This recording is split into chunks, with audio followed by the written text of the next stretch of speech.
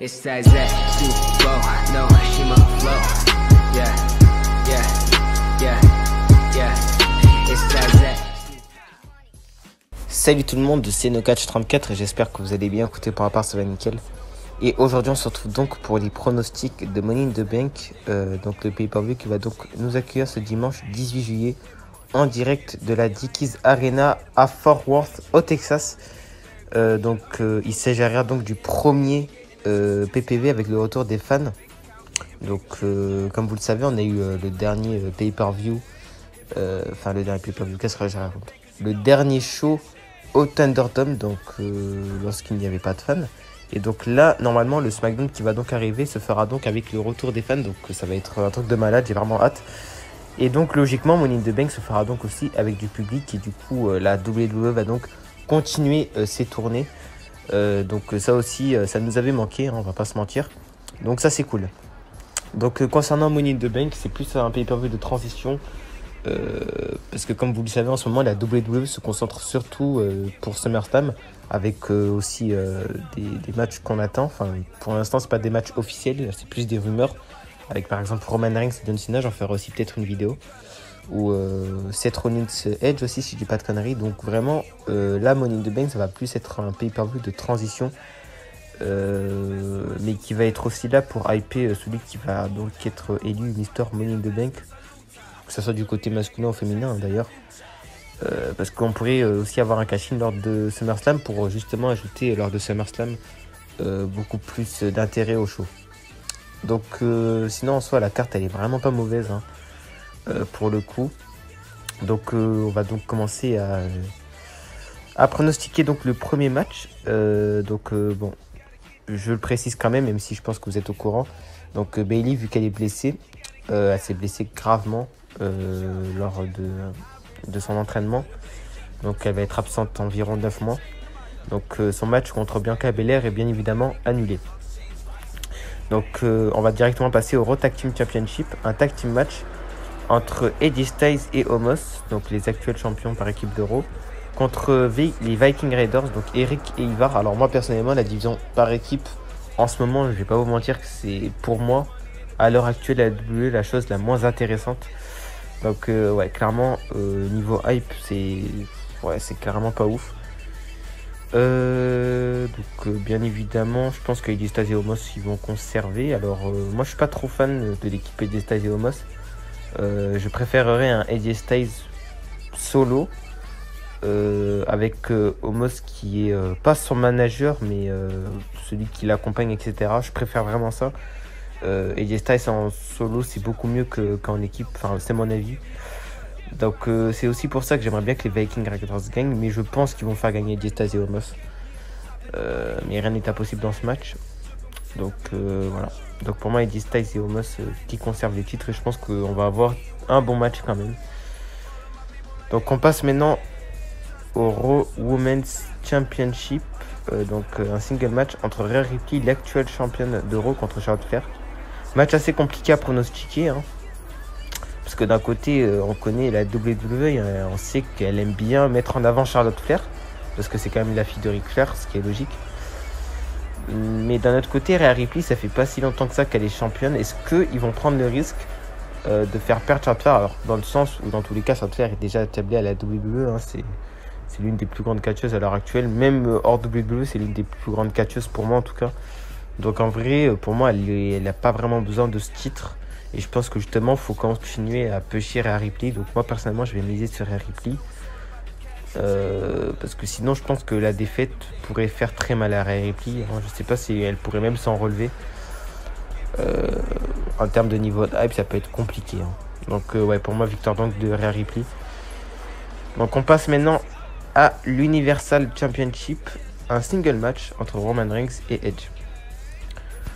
Alors un match plus ou moins intéressant. Alors lors de WrestleMania on a eu ce match, sauf qu'il y avait Daniel Bryan avec les deux. Cette fois ils vont s'affronter qu'entre les deux. Donc là la storyline c'est un peu la suite continue de WrestleMania, sauf que là c'est qu'entre Roman Reigns et Edge, sauf que bon, parfois ils mentionnent bien évidemment Daniel Bryan, parce qu'avant Daniel Bryan était bien évidemment dans la rivalité. Là, pour le coup, c'est une rivalité que entre les deux. Bien évidemment, on sait tous que Roman Reigns va conserver son titre parce qu'il y a des rumeurs comme quoi il risque d'affronter John Cena, justement pour le titre universel. Donc forcément, on va pas faire gagner Edge. Voilà, c'est logique. Donc voilà, on va avoir un match Spear contre Spear pour le coup. Donc pour moi, quand même, victoire de Roman Reigns. Alors pour moi, ils vont pas non plus décrédibiliser Edge dans le sens où Edge va quand même affronter probablement, ou peut-être, je préfère utiliser le terme peut-être, dans le sens où il y a des rumeurs comme quoi Edge pourrait affronter Seth Rollins, je crois, hein, je suis vraiment pas sûr. Alors par contre, ce qui est chelou, non, en vrai non, c'est large possible, c'est large possible. Autant pour moi, donc ok. Donc voilà, faut trouver une solution de faire gagner Roman Reigns sans forcément décrédibiliser Edge. Donc c'est là où on verra comment la WWE va donc y procéder. Donc là on passe au WWE Championship, un single match entre Bobby Lashley et Kofi Kingston. Un match très intéressant entre ces deux catcheurs. Donc d'un côté on a Bobby Lashley qui est pas dans un très bon mood en ce moment, qui en a marre un peu de son train de vie, j'ai envie de dire, hein, dans la storyline, c'est un peu ça. Il a envie de catcher, en fait, il a envie de catch, il a plus envie de superficiel, hein. Il est un peu dans le superficiel, hein, avec le VIP Lounge, etc. Donc là, il veut vraiment être dans le catch. Donc on sent qu'en fait, Bobby Lashley est en train de changer de mentalité. Et d'un autre côté, on a un peu le Kofi Kingston de 2019, hein, où on l'appelait même la Kofi Mania. Donc là c'est intéressant. Alors pour moi, Kofi Kingston, on ne le reverra pas de si près avec un... Enfin, est-ce que ça se dit d'ailleurs? Bref, on ne le reverra pas avec un titre d'ici là, je pense, hein, clairement. Et Bobby Lashley, ce qu'ils sont en train de faire avec lui, c'est vraiment très intéressant. Je pense qu'il va conserver.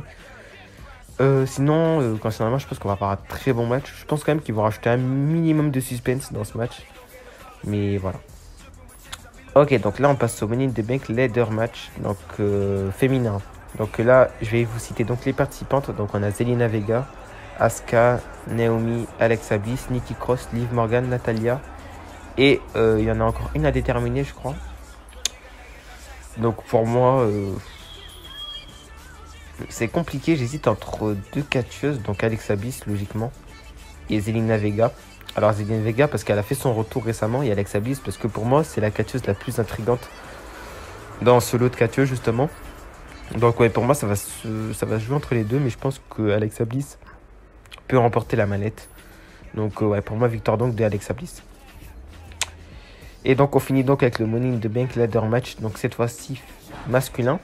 Donc Kevin Owens, Drew McIntyre, Riddle, Ricochet, John Morrison, Big E, Shinsuke Nakamura et Seth Rollins. Donc là par contre c'est un peu plus compliqué à pronostiquer. Alors d'un côté on a Riddle, ça peut être intéressant. Donc Riddle qui a fait une équipe avec Randy Orton, donc RK Bro. Mais voilà, donc en vrai ça peut être pas mal. Sauf que là dans ce lot de catcheurs il n'y en a pas vraiment qui sont... Seth Rollins en vrai ça peut être un truc de malade, hein. Seth Rollins clairement ça peut vraiment être un truc de malade. Vraiment